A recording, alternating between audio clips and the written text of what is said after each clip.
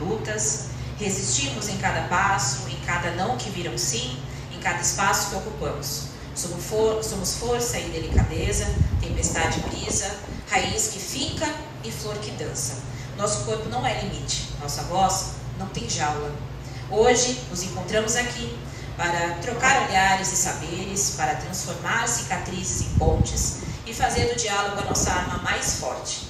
E para enriquecer essa troca, temos conosco mulheres de caminhada potente. Paula Beatriz, que fez da educação um ato de resistência, tornando-se a primeira diretora trans da Rede Estadual de São Paulo, liderando com coragem e inspiração, transformação. Rayara Alves, que carrega na poesia e no ritmo a força da história e da identidade, usando sua arte para ecoar vozes silenciadas e resgatar memórias ancestrais. Que este encontro seja de escuta e de fala, de aprendizado e de transformação. Sejamos mudança. Agora, convido as nossas mulheres maravilhosas, Paula Beatriz e Rayara Alves, para compartilhar suas histórias e reflexões aqui junto com a gente hoje. E aí eu tenho uma primeira pergunta, e aí vocês podem escolher quem começa.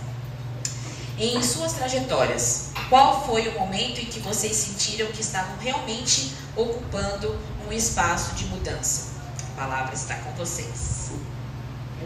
Quero começar agradecendo pelo convite, professor Fábio, padrinho da vida, um pai do coração, e a biblioteca do Cantos do Amanhecer, Carol, todas essas pessoas que fazem parte desse núcleo, que eu fiz muito parte também. É uma honra retornar para cá, para poder compartilhar um pouquinho da minha história.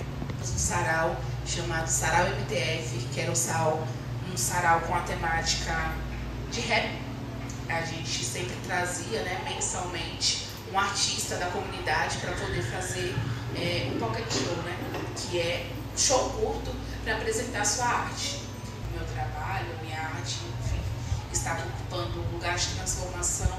Foi aqui no Céu Cantos e na escola que eu estudei. Eu estudei aqui no Francisco de Paula, famoso Chiquinho.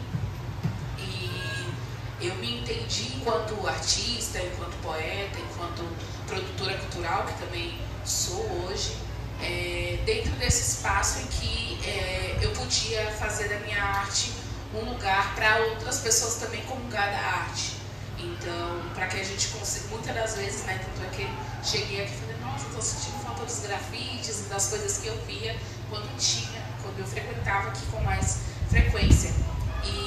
E as coisas que a gente produzia. Então, era um espaço em que os adolescentes tinham voz para poder executar projetos. E a gente fazia muito bom uso desse lugar, né? A biblioteca era um lugar frequentado diariamente por nós e todos os espaços daqui. Então, a gente ter tido, na época eu tinha 14 anos de idade, a gestão desse espaço, ceder pra gente um sábado por mês pra gente usar o teatro, o equipamento de som, o camarim, todas as coisas que a gente tinha direito com muita responsabilidade, foi um lugar que eu falei, poxa, acho que a gente está conseguindo alcançar novos lugares.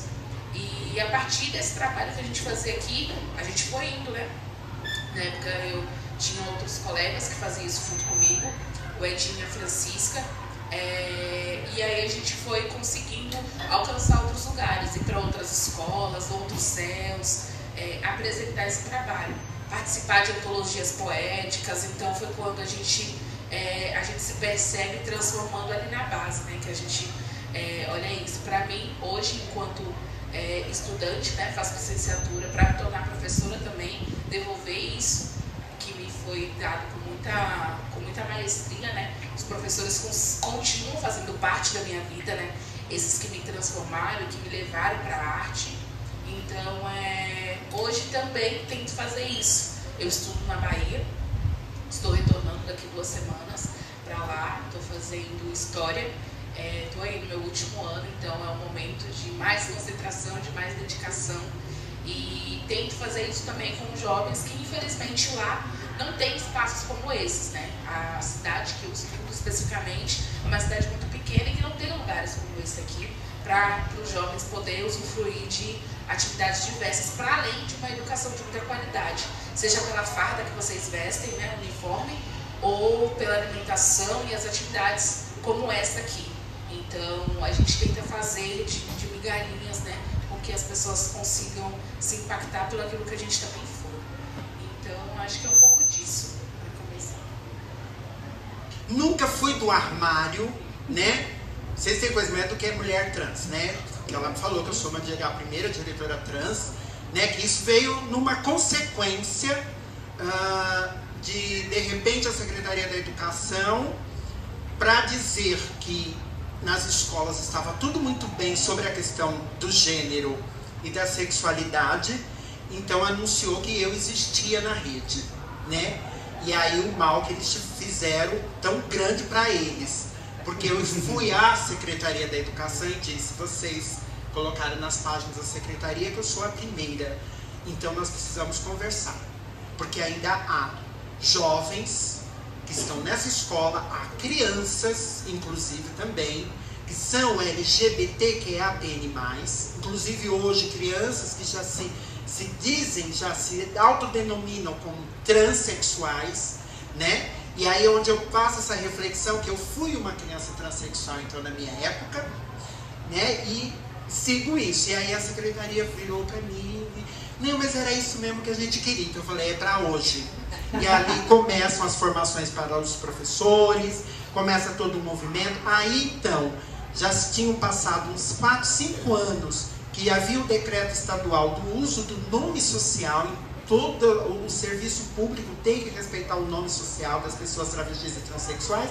E na educação não tinha normatização para os estudantes, né? E as estudantes. Então, isso impactou. O Conselho Estadual da Educação aí promoveu a deliberação e tudo mais. Aí teve a regulamentação através da resolução. Então hoje todos os estudantes do estado de São Paulo fazem o direito e o uso do nome social, né? Então isso são lutas que a gente vai fazendo, que a gente vai percebendo, né? Mas eu sou de uma geração, por exemplo, que houve no nosso estado, aqui principalmente na capital, uma operação chamada Tarântula, para eu responder onde que eu vi que eu estava indo, né? E essa operação Tarântula, o que que ela fazia? Os policiais passavam à noite recolhendo todas as travestis que estavam trabalhando, que são profissionais do sexo, para conduzi-las para o distrito policial. Lá elas assinavam um termo circunstanciado, ficavam detidas a noite toda. Muitas delas desapareceram na época, muitas com cabelo cortado, ou muitas vezes elas eram obrigadas a serem um objeto sexual daqueles policiais, daqueles profissionais que ali estavam. E uma certa vez, porque eu fazia shows, né, eu fazia shows nas casas noturnas e tudo mais, eu estacionei meu carro na Avenida Amaral Gurgel e ia atravessar para entrar na boate Proibidos para fazer o show.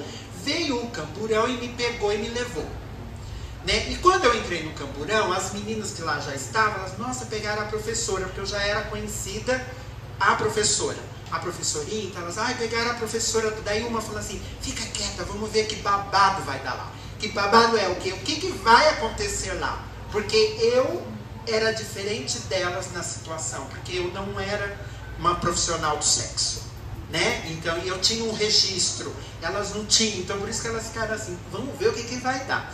Enfim, chegamos, colocaram tudo nós no paredão, e o delegado olhava para mim, olhava para elas, olhava para mim, olhava para elas, e de repente o delegado fez: você, vem cá. E aí ele perguntou: escuta, você ganha na esquina com essa roupa? Por que que ele perguntou? Porque eu estava com um vestido longo de paetês, porque eu ia fazer um show, né? Então eu não estava com uma roupa apropriada, propícia para um trabalho de uma profissional do sexo, né? E aí eu falei para ele: não, mas eu ia fazer um show, eu não faço esquina, né? Eu sou professora. Tá, ele falou: professora? Eu falei: sim, eu leciono. E aí eu mostrei o olerite e tudo mais. Ele chama os policiais militares e fala: ó, o mesmo que manda prender elas é o que paga, vocês pagam ela, porque ela é professora, vocês não fazem a abordagem como deveria, porque eles teriam que ter me abordado lá antes, não já me conduzido, né? E enfim o delegado falou: então você está dispensado e todas vocês também. E dispensaram as meninas naquela noite. E aí nisso elas... fomos pra boate, tô lá no camarim e tal, e vem chegando bebida, refrigerante, lanche, caldo. E eu falei, nossa senhora, o que está acontecendo, né? E aí, quando eu entro no palco, faço show, elas gritam. Ela é babado. Nós não ficamos hoje por causa dela. E não sei o que lá, e não sei o que lá. E ali, então, eu percebi o papel que eu poderia exercer para esse corpo. Porque até então eu ainda não era aquele corpo hormonizado. Eu colocava a peruca e guardava na mala as roupas, tudo mais. Mas eu já tinha essa percepção de que eu era uma mulher transexual. Né? É porque a gente tem tempo para se fazer isso, a gente tem os momentos, cada um é cada um. Então não é que todo mundo tem que fazer em determinada idade, ou cada um tem que ser em tal momento. Né? Então por isso que não acreditem quando digam assim, pessoa saiu do armário. Não existe ninguém sair do armário, porque é impossível as pessoas viverem presas a um armário. O que na verdade nós vivemos, somos presos a uma sociedade hipócrita, a uma sociedade comunista, a uma sociedade totalmente contrária às questões que são propícias para a nossa vida e que não respeitam-nos como cidadãos, como cidadãs. É isso que a gente precisa romper, quebrar e respeitar principalmente o momento de cada um. Cada um tem o seu momento, e se isso não é respeitado, você não se autorrespeita também, né? Como também eu gostaria de dizer outra coisa, em toda a minha infância eu fui embranquecida. Nunca ficou a evidência de eu ser uma mulher negra, tá? De ser uma criança negra. Sempre ficou a evidência a minha questão da identidade de gênero. Então era onde eu sofria os bullying, sofria os preconceitos, mas enfim, eu era capoeirista e muitos apanharam. Tá? Mas quem levava a suspensão era eu, porque eu ainda sou da época da suspensão. Então eu que levava a suspensão, eu que era a errada. Então para vocês verem como que eram essas vertentes. Então quando temos esses momentos para estarmos aqui falando sobre diversidade sexual e diversidade de gênero, também não é para ensinar ninguém a ser LGBTQIA+, que é o que dizem aí por fora.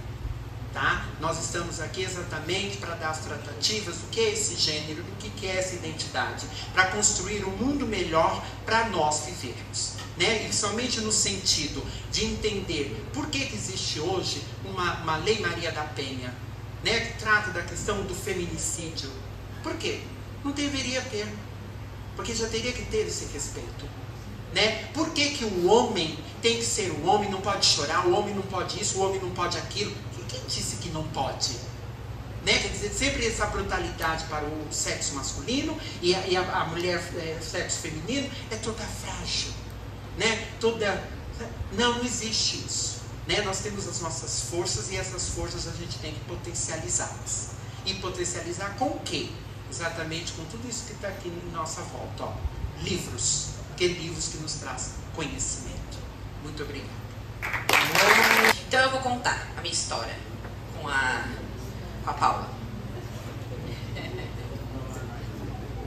Quando eu tinha 5 ou 6 anos mais ou menos, né? A minha avó merendeira, do Maurício Simão. Minha mãe era inspetora de aluno no Vera Lúcia naquela época. E aí não tinha quem ficasse comigo, né? Em casa. E aí eu ia trabalhar com a minha avó no Maurício. Né? Ia junto com ela pra escola e tal. E aí foi um dia que era no período noturno. E minha avó falou assim, vai ter uma apresentação hoje, muito legal e tal. E aí eu vejo aquela figura, né? No Maurício tem um palco, né? E aí, não tem mais? Faz muito tempo que eu não entro no Maurício Simão. E aí eu, pequenininha, 6 anos, eu vejo aquela figura, né? Subindo ao palco, assim, e fazendo aquele show. E foi uma coisa, assim, muito marcante pra mim, né? Eu tinha 6 anos e tal. E não me liguei em quem era e tal, no sentido de se era professor, se era professora, enfim.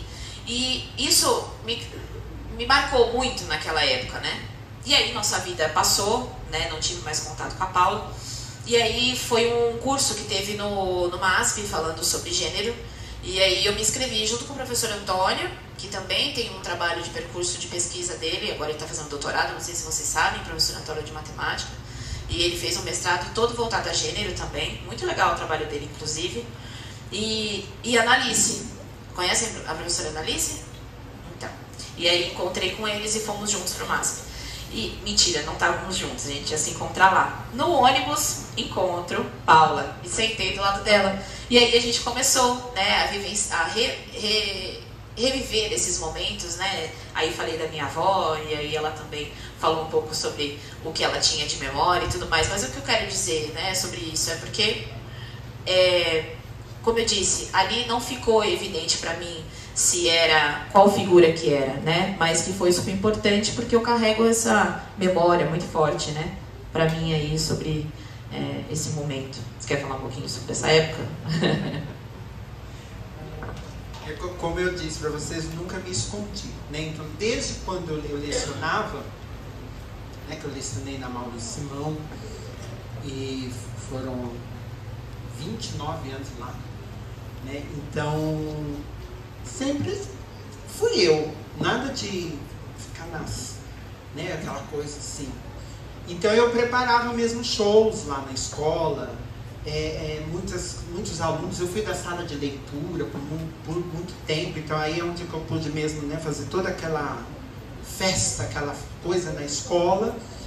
E assim, e o que vale nisso tudo, né, Carol? Quando me permitem que eu esteja num palco me apresentando para o grupo, para os alunos do período noturno, é porque também na época já tinha uma direção lá na época que tinha uma visão também diferente, né? Porque eu poderia encontrar embate se fosse uma direção que ainda não tinha um pensamento progressista, que eu digo nesse sentido, né? E aí se abria, né? Então eu acho que tanto impactou a Carol, que tinha 6 anos, como impactou também muitos dos outros alunos que ali estavam, né? Porque todos eles me seguem nas redes sociais, sempre comentam, né? Esses dias mesmo meu Face foi hackeado, meu Instagram, tudo mais, começaram a vender um monte de coisa e vários alunos fizeram a coisa assim de interesse, né? E aí quando percebeu a pessoa, a escrita da pessoa não coerente, não coesa, com erros ortográficos, né? Aí uma aluna falou, não é a professora Paula, porque eu sou professora de língua portuguesa. Não é. Eu inclusive fiz letras, e ela me narra isso, ela falou, eu fiz letras por conta do gosto que a senhora deu pela leitura, pelo que é a língua portuguesa. E eu, quando eu vi aqui, eu falei, não é ela. E aí ela foi procurar onde que eu estava, viu que eu era diretora da Santa Rosa de Lima, e aí me ligou lá na escola para contar isso. Ela falou, eu sabia que não era a senhora mesmo, pelo texto. Eu falei, hackearam, e como estamos nesse país que tudo é hackeado, até hoje eu não consegui como fala, recuperar a minha página, né? Que tem ali um histórico muito grande, tem questões ali, mensagens, algumas questões que são emocionais, né? Então acho que é nesse percurso e fazendo essa construção, né? Porque até assim, quando eu resolvo exteriorizar a Paula, eu tinha os 35 anos de idade. E eu digo exteriorizar porque é colocar para fora a mulher que eu nasci. Quando eu falo transição, eu não acredito nessa palavra transição, que é a mais comum utilizada, principalmente pela ciência, porque é como se você saiu de um ponto e foi para um outro. Como se né, assim, você tomou uma pílula e alguma coisa aí te mudou. E na verdade não, porque eu nasci. Porque nós nascemos LGBTQIA+, igual como nascemos negros. Igual como nascemos com os olhos azuis. Né? Então isso não é depois você tomar alguma coisa. Então, ser uma pessoa LGBTQIA+, é porque você nasce. Né? E aí, aí aos 35 que eu falo, não, pera, porque eu não estava muito bem. Aí começa aquelas questões da depressão, começa aquelas questões da saúde mental. E se a saúde mental não está boa, nada mais vai estar bom. Né? E aí eu procuro todos os caminhos regulares para fazer esse procedimento, né? Eu sou acompanhada no Hospital Servidor Público Estadual até hoje, inclusive as minhas 2 médicas, nós estamos envelhecendo juntas, né? A gente até brinca, e o quão foi importante para mim, né? E quando eu dou essa identidade, é que eu queria ser apenas a Paula, queria ser a Paula, eu ser feliz, eu encontrar meu caminho, né? Mas veio essa corresponsabilidade, veio essa questão, principalmente da população LGBTQIA+, Porque até então não se era possível permanecer no espaço escolar. Eram expulsos, né? De uma maneira ou de outra, de uma forma direta ou indireta.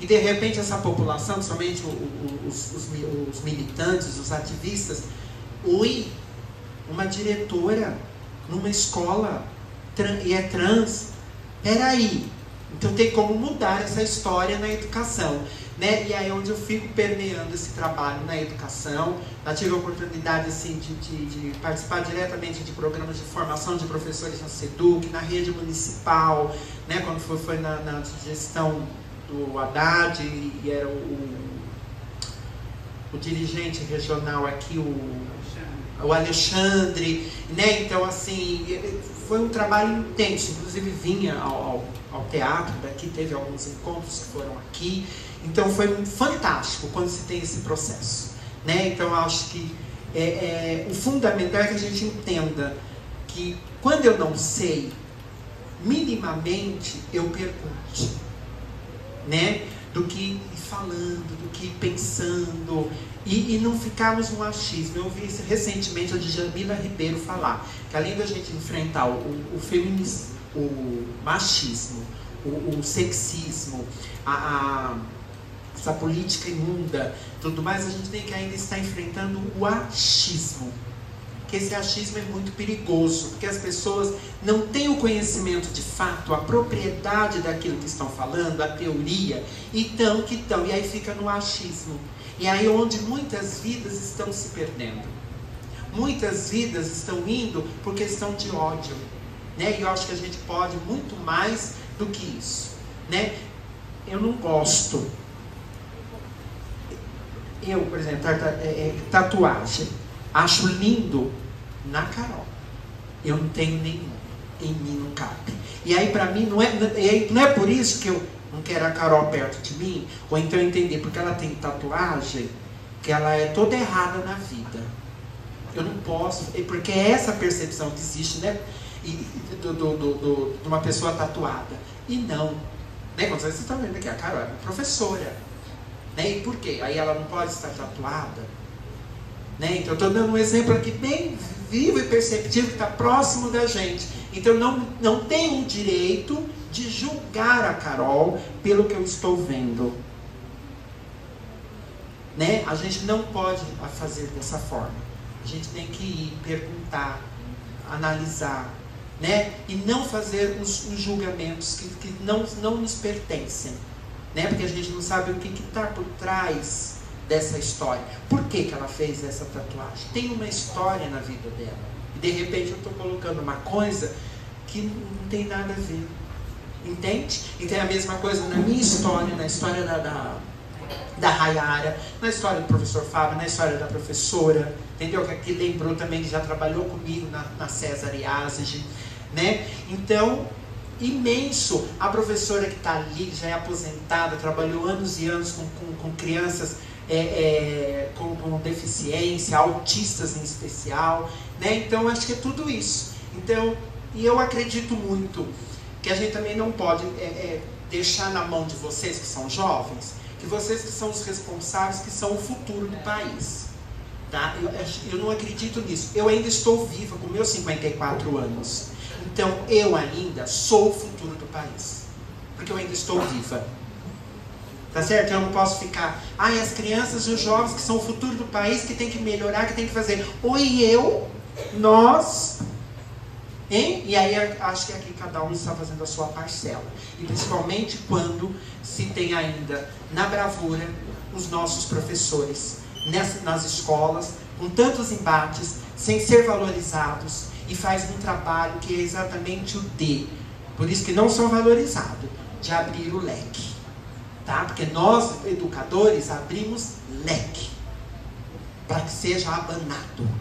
Tá? Não é que a gente está direcionando, nós não doutrinamos. Nós fazemos com que esse conhecimento seja divulgado, seja discutido, seja refletido. E principalmente na atualidade, pensando-se nessa mulher que é violentada, nessa pessoa LGBT que é violentada, essa pessoa negra que está andando pela rua e de repente morre e nem foi perguntado o nome.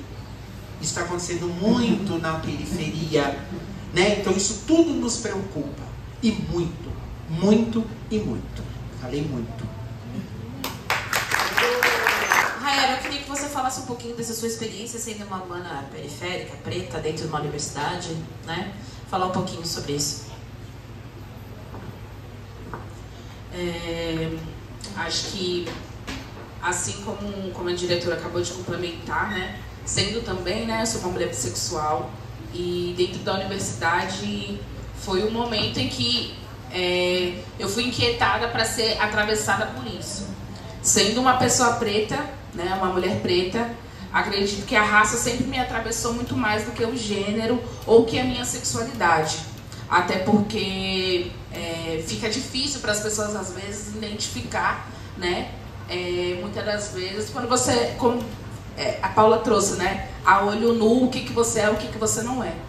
Só que, de alguma forma, né, esses espaços, acredito que um pouco antes da universidade, na verdade, em 2016 eu comecei a fazer um curso pré-vestibular dentro da Faculdade de Educação da USP. E ali eu fui mais inquietada pela sexualidade, né? Porque convivendo com várias pessoas de gêneros, identidades diferentes e com outros estudantes, né, da própria universidade. E embora eu já me entendia, eu achava que era normal e não precisava de nomenclatura para isso, né? É a forma que eu me relacionava. Eu achava que, eu falei, que para mim era normal, meninas beijam meninas, às horas a gente beija meninos e tá tudo certo. Mas ali, né, eu vi que era de alguma forma necessário a gente fazer parte de grupos para poder dos núcleos, para a gente poder se sentir acolhido e seguro também. E aí foi quando, inclusive, essa parte de banheiro também foi nos afetada, porque a gente tinha duas estudantes, né, que são mulheres trans dentro desse curso, e elas estavam sendo impedidas de usar o banheiro da universidade.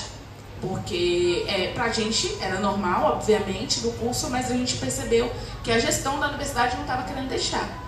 E aí a gente, né, que era um cursinho adjacente, independente, fez as manifestações para conseguir aquele direito, né, que é uma coisa mínima. E inclusive uma dessas estudantes hoje é uma artista super conhecida aí, que é a Isma, uma das irmãs de Paulo. E aí foi uma pessoa que ainda tem contato, fez pedagogia, né? Uma pessoa super maravilhosa também. E aí eu lembro disso, dessa luta que foi necessária, por pessoas que não eram como elas. Então, assim, e essa vai pra nós aqui, pra vocês estudantes, que talvez esse papo não, vocês estão sentindo que não é pra vocês. A gente tá aqui falando de gênero, de sexualidade, de negritude, e aí falando, tá, mas eu não sou isso. Então, o que cabe a vocês? Assim como a gente, enquanto durante muitos anos, né, existe aí a lei, né, 10.639, que obriga, né, o ensino de África dentro das escolas, e a gente muitas das vezes sai de dentro das escolas também não sabendo de forma adequada sobre isso, sobre o que é o continente africano.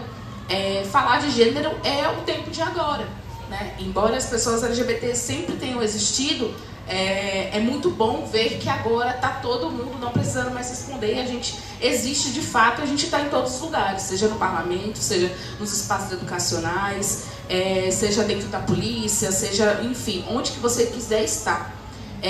Então cabe a essas pessoas, a todos nós que talvez não se encaixe dentro dessa nomenclatura, a lutar a favor dos direitos das outras pessoas também. Então é pensar que o meu direito não pode afetar o direito do outro. Então, o meu direito de ir e vir não pode afetar o do outro. O meu direito de existir não tem que afetar o do outro. Então, e dentro da universidade, a gente é atravessado por essas coisas, porque eu, pensando inclusive, né, enquanto uma pessoa sudestina, que sai daqui, retorna para a Bahia, pensando, né, o território que são dos meus pais, enfim, tem esse lugar de pertencimento, mas que não é o lugar que eu cresci, mas eu cresci dentro das periferias de São Paulo. E se conecta muito com o que é o território que eu tô agora. E aí a gente é inquietado por outras coisas. Eu sou uma mulher candomblessista, mas durante muitos anos, durante 16 anos da minha vida, eu fui umbandista. E quando eu cheguei na universidade, infelizmente, eu pensei, não, na Bahia eu não vou passar por nada de situação assim. eu sofri no meu primeiro ano intolerância religiosa dentro da universidade, especificamente na residência que eu morava, que é uma residência universitária. E precisei mover, né, muitas forças internas e externas, legais e não legais, para poder fazer com que aquilo se movimentasse e essa pessoa fosse punida. E infelizmente a gente vê as instituições se silenciando e querendo silenciar o outro, né? Querendo retirar você, como se você fosse o problema, inclusive, disso. E precisei resistir com muita dor, né? Mas muito acompanhamento psicológico e espiritual também, para entender que eu precisava passar por aquilo para, inclusive, reafirmar o meu lugar. Porque é isso. Independente de quem a gente seja, em algum momento no processo vão querer invalidar a sua existência ali naquele espaço. E aí, em muitos momentos, né, enquanto principalmente eu fazia rap com mais frequência, ia para os shows, ia fazer as atividades, enquanto mulher, a gente é invalidada também. Falam que aquele espaço não é pra gente, né? Que sendo a líder do grupo e muitas das vezes precisando fechar parcerias ou coisas, as pessoas esperavam que o homem viesse para poder falar por mim. Então, acredito que dentro da universidade hoje, e sendo de outro território, eu também faço parte de um movimento estudantil, então é um lugar que a gente consegue, né, trabalhar através das leis, né, conseguir de forma mais assídua que o estudante tenha voz. Então, não sei aqui se alguém participa de grêmio, que é uma coisa importante para vocês aí que são... que é importante demais, porque nós estudantes temos voz. Então, assim como a professora Paula falou que o momento e o futuro é agora, dela também, nós estudantes, embora vocês estão agora, né, terminando aí o ensino fundamental, indo para o ensino médio, e vocês vão continuar ocupando esse espaço. Mas é isso, eu já estou quase aí no finalzinho da fase da dita juventude, mas eu entendo que a cada fase, a cada momento que eu vou estar, eu vou ocupar novos lugares, e esses novos lugares vão fazer parte da minha história. Então, se em algum momento, né, eu já fui essa estudante que estava ali, que estava movimentando coisas artísticas, coisas culturais dentro da escola, e que eu faço isso dentro da universidade hoje também. Então, não deixar morrer também esse lugar de quem a gente é, como a Paula trouxe, de que ela nunca se escondeu, ela sempre se impôs de diferentes modos, né? Acho que é esse o lugar também. Embora a Rayara, inclusive lá na Bahia, essa paulista sempre tem algo a dizer, porque infelizmente a cidade que eu tô é bem pequena e a gente vê muitas das vezes os estudantes sendo mais retraídos em impor as questões, né, deles e tudo mais, e de reclamar de coisas básicas. Por exemplo, a gente não tem transporte durante a noite para poder retornar da faculdade. O transporte só funciona até as 8 horas da noite para a cidade. É uma cidade de interior muito pequena, e aí a gente fala, tá, mas e aí os estudantes da faculdade? Eles vão, mas eles não têm como voltar, e a gente está brigando com isso. E aí já foi para a prefeitura, já foi coisa de transporte e tudo mais, e as pessoas... E aí uma hora cansa também. Porque eu que sou de fora, eu falo, galera, daqui a um tempo eu tô indo embora, eu tô aqui de passagem. E vocês que vão ficar? Vocês precisam se movimentar também. Então, para vocês aqui, vocês estão aqui agora, talvez vocês estão pensando, a gente vai embora daqui a um ano, né? Vocês vão para outra escola e tudo mais. Só que é isso, já fazem 10 anos que eu me formei no ensino médio. E eu retorno para cá. E esse espaço ainda continua sendo meu. Se eu não fizer jus a esse lugar, não fazer parte da manutenção e das lutas, né, dar vida para esse lugar, ele morre junto. Então, acredito que pelas ruas que a gente anda, os lugares que a gente ocupa, parte da nossa história está ali. E embora eu esteja estudando em um outro território, eu volto para cá, né? Eu vou lecionar nas escolas daqui. Isso que eu fico pensando muito, né? É com essa juventude, é com esses jovens que eu vou me encontrar. Então, quando eu era uma estudante, né? Quando eu era uma jovem, aluna do Fábio durante muitos anos, como é que foi pra mim, né? Enquanto eu era ali aquela adolescente inquieta, lidar com tudo isso, com essas diferenças que hoje tem mais ainda, né? Então, a multiplicidade desses jovens e adolescentes que a gente vê aqui, seja pelos rostos, pelos cabelos, pela forma de se vestir. Então, a importância de a gente se identificar e se empoderar a partir disso. Então, os meninos, né, fazer jus a esse momento. A juventude é muito boa, a adolescência é muito boa, pena que é um momento tão curto da nossa vida. Aproveitem isso, mas também usufruam do futuro também, né? Pensar no futuro, pensar no amanhã. Eu até falo para as pessoas, acho que eu fui talvez uma adolescente muito ríspida comigo mesma, que eu me permiti errar pouco, de fazer muita besteira, assim, porque eu sempre ficava pensando no depois, tipo, mas isso daqui eu vou me arrepender daqui a um tempo, enfim, eu falo, poxa, eu poderia ter feito muito mais coisas, né? Que aí agora a gente fica se sentindo um pouco cansado para fazer algumas paradas, mas é importante vivenciar. Então, acho que um pouco disso, assim, na universidade o que mais me atravessa também está fora do meu território, mas principalmente a todo momento, né, as coisas chamarem a gente, assim, tipo, vem pra isso, vem falar de ser mulher, vem falar de ser uma pessoa preta, vem falar de ser uma pessoa de terreiro, vem isso, vem aquilo, e às vezes a gente só quer ser Rayara, a gente só quer ser Paula, a gente só quer ser Carol. Então, que a gente tenha o direito de ser o que a gente quiser ser também. Acho que vocês já estão fazendo, né? Dando esse espaço aqui pra gente. Como eu falei, né? Cíntia, Milena, frequentei aqui durante muitos anos, né? Desde a infância e adolescência, durante muitos anos mesmo. E a biblioteca sempre foi um espaço muito acolhedor, pelo menos a experiência que eu tenho aqui da Biblioteca do Seu Canto. Muito acolhedor, de literalmente ser um espaço para além do estudo, né, das práticas de encontro com os colegas, e vim aqui muitas das vezes para fazer trabalho escolar e passar às vezes também o tempo. Então foi um espaço de segurança para mim durante muitos anos da minha adolescência, né, e pré-adolescência. E eu acredito que o trabalho que vocês estão fazendo, que possa ajudar nós, né, enquanto educadoras e pessoas LGBTs e pessoas negras, é continuar dando voz para nós. Então, acho que a gente continua lutando para isso, né? Nada sem nós, sem nós. Então, que as histórias sejam contadas por pessoas que fazem parte disso. Então, acho que entender esse novo público que frequenta hoje a Biblioteca do Seu Cantos, essa acessibilidade de vocês, promover atividades que combinem com o território, né, que façam jus a esse espaço, porque muitas das vezes a gente quer uma programação muito legal, mas não combina com o que aquela comunidade quer.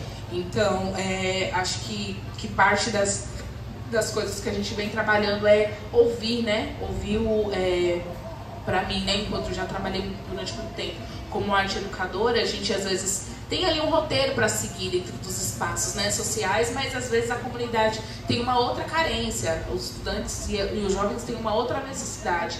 Então, para mim, na minha época aqui fazia muito sentido e era muito legal ter muito sarau. Eu gostava muito. Mas será que hoje talvez a molecada não quer uma batalha de rap? Não quer um slam? O que é que a molecada quer hoje aqui dentro das bibliotecas? Porque embora, né, como o Criolo disse, as bibliotecas, né, durante muito tempo era um espaço que só tinha que ter silêncio, né? Era um espaço apenas para o estudo com silêncio. Mas a gente pode ter uma programação ali mensal que faz barulho naquele espaço, porque também, né, os livros falam e os livros movem a gente. Então, como se conectar com esse novo lugar? E aí eu provoquei falando da batalha, porque é isso, já organizei batalha durante muitos anos, e sendo do rap, né, gosto muito desse movimento e acho que é muito importante, né? A cada ano que passa são novas pessoas que a gente vê ocupando esses lugares e alcançando lugares inimagináveis. Então, embora durante muitos anos os meninos só sonhavam em ser jogador de futebol, hoje ser MC também é uma possibilidade. Então, a arte transformou, assim como a educação, eu acredito que transforma a minha vida cotidianamente. Então, acho que o que vocês estão fazendo já tá no caminho. Mas escutem a galera da comunidade para saber também o que eles querem, que essa juventude de hoje é muito diferente também, né? Então, acho que um pouco disso. É muito bom quando a gente encontra pessoas que sonham como você. Eu sempre falo isso. Não falo que as pessoas são seres humanos. Se a gente realmente olhar para a pessoa quanto pessoa humana, não importa o resto. Sabe? Acho que esse sonho é junto, é conjunto.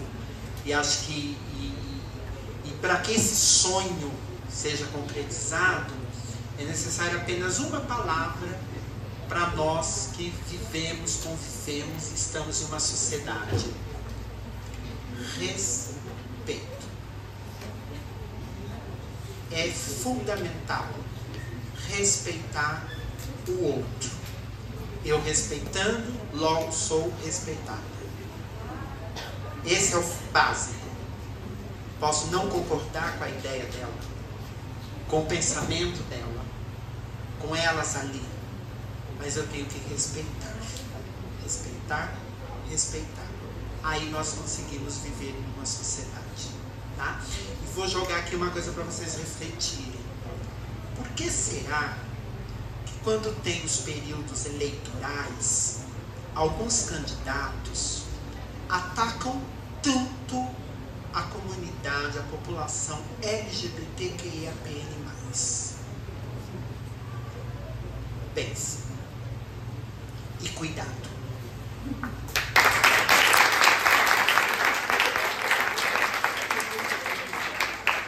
Eu acho que a gente vai finalizando por aqui. Só alguém gostaria de falar? Não? Então, eu acho que agora fica a palavra final de vocês. Gostaria de agradecer imensamente a presença das duas. As duas me atravessam de formas muito positivas, felizes, carinhosas, afetuosas, memórias marcantes. Então, muito obrigada por estarem aqui com a gente hoje. E aí eu finalizo com a palavra de vocês. O que vocês quiserem falar, dizer, enfim, é de vocês.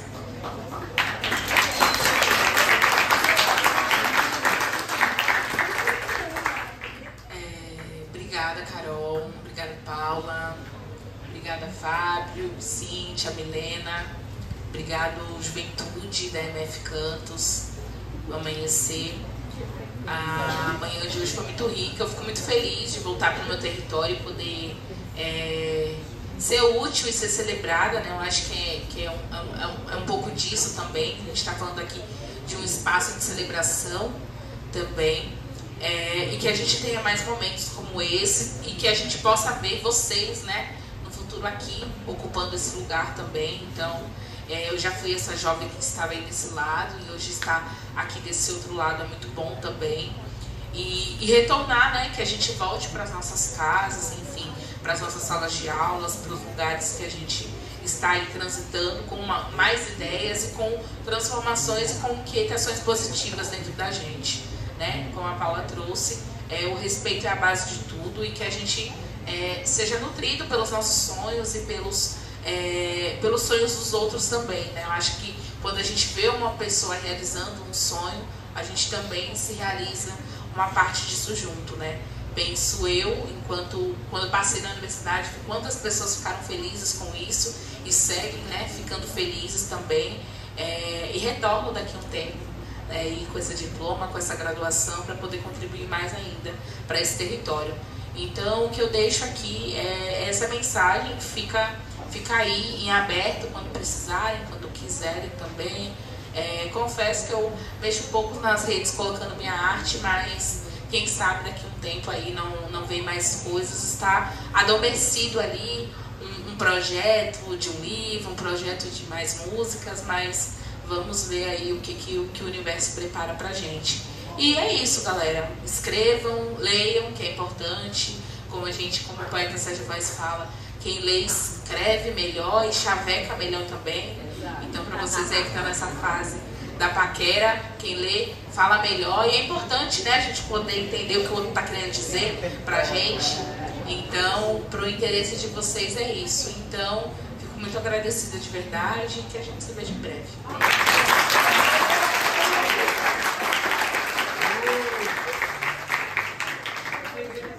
Mas deixa eu fazer uma pergunta. Tem ex-aluno da Santa Rosa aqui? Quem mais? Tudo ex. Era eu lá já, né? Mão pra trás, olhando. Agora eu não faço mais isso. A gente vê como a gente muda. Agora é morto, vivo. Morto, vivo. Estátua não fala. Percebe? A gente vai mudando, né? Sair do militarismo, né? Porque não para trás e vim com lute. E consigo muito mais. Então, para ver como a gente vai mudando, né? A gente vai mudando bastante. Enfim. Pensem que a minha vida inteira eu sempre ouvi, até um tempo que eu parei, foi bem na pandemia, que assim, existe uma luz no fim do túnel. Tem uma luz no fim do túnel. E aí na pandemia eu refleti muito sobre isso, que não é no fim do túnel que está essa luz. Essa luz está em cada um de nós. E cabe a nós, ao caminhar esse túnel escuro, ir acendendo. Acendendo para quem está vindo, acendendo para quem está indo, e principalmente carregando uma rosa na mão. E aí os cuidados, não deixar que as pétalas caiam. Então para isso a gente precisa ter doçura, ter empatia, ter amor. E cuidado com os espinhos, porque esse caminho não vai ser fácil. Vamos ter feridas, vamos ter tristezas. Mas o importante mesmo é saber que chegamos ao final desse túnel, iluminando para tantas outras pessoas e principalmente entendendo e compreendendo a nossa ancestralidade que acendeu para nós também, e chegarmos lá com resiliência, com empatia, com afeto, com carinho, com conhecimento, e assim temos a nossa felicidade. Não vou dizer plena, porque sempre tem uma outra coisinha que vem para nos alimentar a cada dia. Quando a gente tem algo que acontece, que nos desmonta, é para nos fortalecer, para nos enriquecer, para fazer com que a gente pense, reflita e voltemos mais fortes. Gratidão por essa manhã, de estar aqui compartilhando com esses jovens, com vocês professores, com vocês da biblioteca, porque é um encanto, é a cada momento, a cada conversa, a gente aprende mais.